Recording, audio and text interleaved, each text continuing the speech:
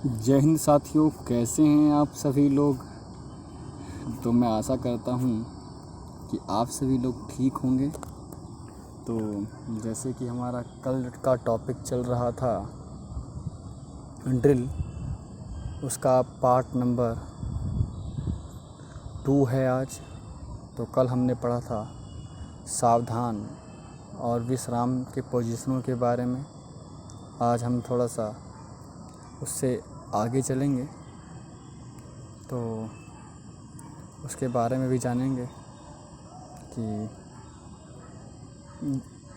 दाएं मुड़, बाएं मुड़, पीछे मुड़ और निकट लाइन, खुली लाइन, कूच कॉलम, समीक्षा क्रम के बारे में भी हम जानेंगे। तो चलते हैं। तो आपको सबसे पहले तो करना है एक छोटा सा काम। अगर आपने हमारे चैनल को सब्सक्राइब नहीं किया हो तो कर लीजिए और आज की वीडियो को लाइक कर दीजिए और अपने दोस्तों को शेयर कर दीजिए, जिससे कि हमारा मनोबल बढ़े और हम आपको अच्छी से अच्छी वीडियो दे सकें और आपका अच्छा सा अच्छा पेपर जाए। तो चलते हैं टॉपिक की ओर। तो कल सावधान और विश्राम के बारे में हो गया था।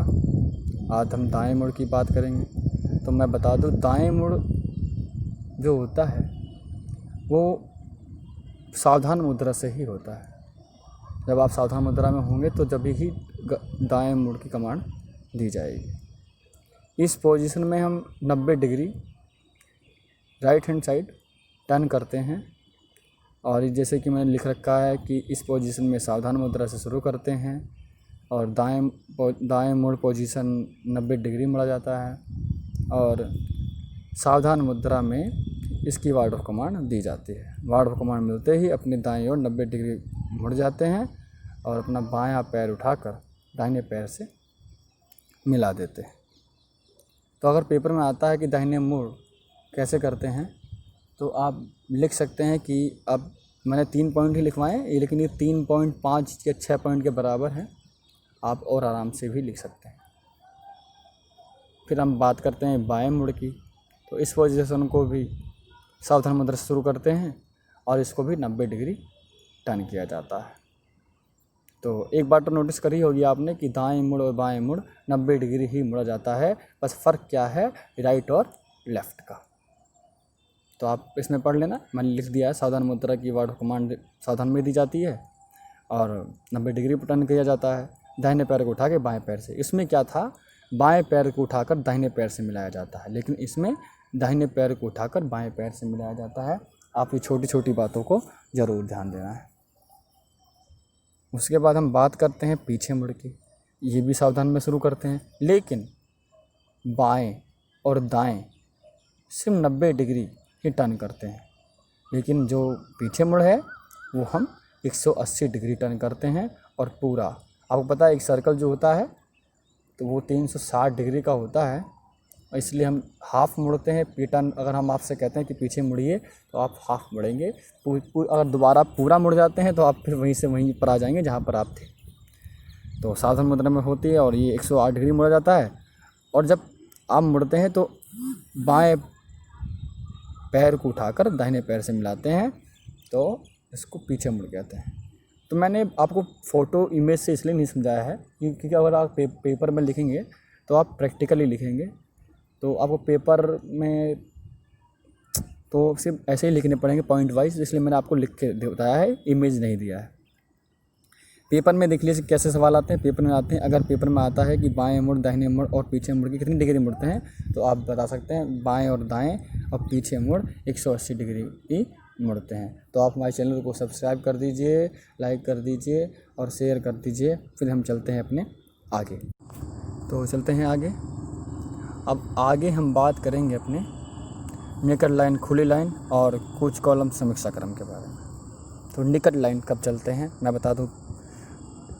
आप सभी को पता है कि परेड करते समय आप सभी को इंक्रीज में खड़ा किया जाता है। जब इंक्रीज के बीच में जगह ज़्यादा हो जाए, जगह ज़्यादा हो जाए तो निकट लाइन की कार्रवाई की जाती है ना।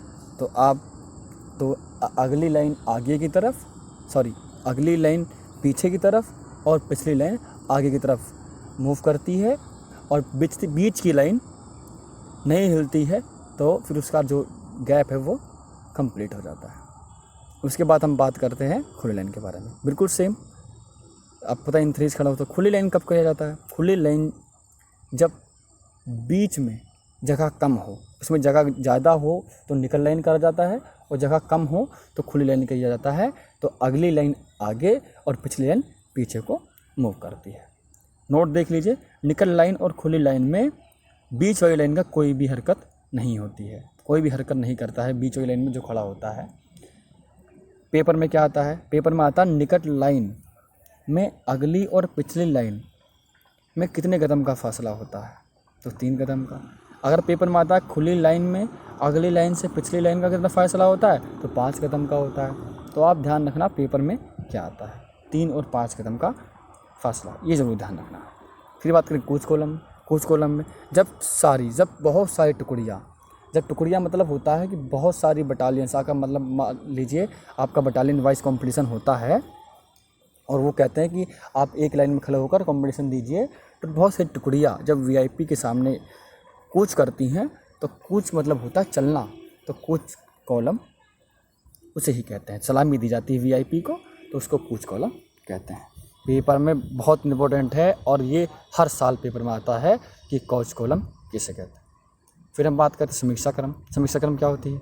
समीक्षा क्रम वीआईपी के सामने खड़ा हो। समीक्षा क्रम जब हम वीआईपी के सामने खड़े हों और हमें उनको सम्मान देना हो, तो चौथा क्रम चल के उनके पास जाते हैं, और उसे ही समीक्षा क्रम कहते हैं। आगे देख लीजिए, अगर आपके पास समीक्षा करते समय शस्त्र है हाथ में, तो आप उसको बगल शस्त्र में ले सकते हैं। ये बहुत बड़ी ज़रूरी है। पेपर में आता है कि अगर आपके पास अगर आप समीक्षा क्रम में चलते हैं और आपके पास अगर हथियार हो, शस्त्र हो, तो आप उसे कौन सी पोजीशन में लेंगे? तो आप ध्यान रखना, आप उसको बगल शस्त्र में ले लेंगे। तो पेपर में क्या आता है? पेपर में पूछा जाता है कि समीक्षा क्रम में कितने कदम चलते हैं, तो आप ध्यान रखना समीक्षा क्रम में 14 कदम चलते हैं। अब देख लीजिए, उसके बाद हम बात करते हैं 1 मिनट में कितने कदम चलते हैं हम। धीरे चल, तेज चल और दौड़ के चल, हमारी 3 चाल होती हैं एनसीसी में। तो धीरे चल तो 30 इंची मतलब लंबाई रखते हैं पैर की, और 70 कदम चलते हैं। ऐसे तेज चल में 30 इंच तक रखते हैं, लेकिन 120 कदम चलते हैं। ऐसे ही दौड़ के चलते हैं तो 40 इंच रखते हैं। आपको पता है जब दौड़ के चलते तो इंच जो फ़र्क होता है बहुत बढ़ जाता है, तो हम 180 कदम चलते हैं। तो फिर देखते हैं बुरी आदतें क्या होती हैं ड्रिल की। कल मैंने आपको ड्रिल बता दिया था, प्रकार भी बता दिए थे, और किसे कहते हैं ये भी बता दिया था। उसकी स्थापना कब हुई थी मैंने ये भी आपको कल बता दिया था। अगर आपको दोहराना है तो मैं बता देना, मैं आपको दोबारा दोहरा देता हूँ, है ना। तो ड्रिल की बुरी आदतें: आंखें घुमाना, पैर के घसीट चलना, बिना आदेश हरकत करना, जगह बदलना, डिसिप्लिन में ना रहना, सावधान पोजीशन में हरकत करना इत्यादि। और बहुत सारी चीज़ें हैं। अगर पेपर में आता है कि ड्रिल की बुरी आदतें लिखिए, तो आप इसको लिख सकते हैं, आपको अच्छे से अच्छे नंबर मिलेंगे। फिर ड्रिल के फ़ायदे क्या क्या हैं, तो बदले के लिए अनुशासन की बुनियाद है ड्रिल। चुस्ती, दुरुस्ती और फुर्ती आती है। आदेशों को समयबद्ध तरीके मानने का अभ्यास होता है। मिलजुल कर कार्य करने की आदत पड़ जाती है। और टर्न आउट और वियरिंग ठीक रहती है। टर्न आउट मतलब होता है आपकी ड्रिल अच्छी होती है, और ड्रिल से किसी कंपनी या टुकड़ी को मनोबल का पता चलता है। अगर आप ग्रुप में खड़े हुए हैं तो आपकी जो सामने टुकड़ी खड़ी हुई है तो वो सोचेगी कि इनका ड्रिल है, लेकिन इन्होंने ड्रिल से काम किया है, तो इनका मनोबल बहुत अच्छा होगा। तो अब बस आज की क्लास हम यहीं पर ख़त्म करते हैं। तो आप हमारे चैनल को लाइक, सब्सक्राइब और शेयर कर दीजिए। और कल हम पढ़ेंगे ड्रिल के उद्देश्य, प्रकार और वर्ड ऑफ कमांड विशेषताएं, सल्यूट के बारे में भी हम पढ़ेंगे। तो जय हिंद दोस्तों, जय हिंद, जय भारत।